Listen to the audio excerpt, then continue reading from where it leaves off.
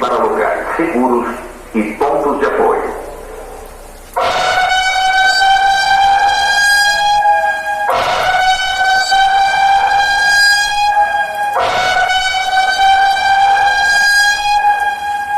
Há risco de deslizamentos nesta área. Moradores, dirijam-se para locais seguros e pontos de apoio.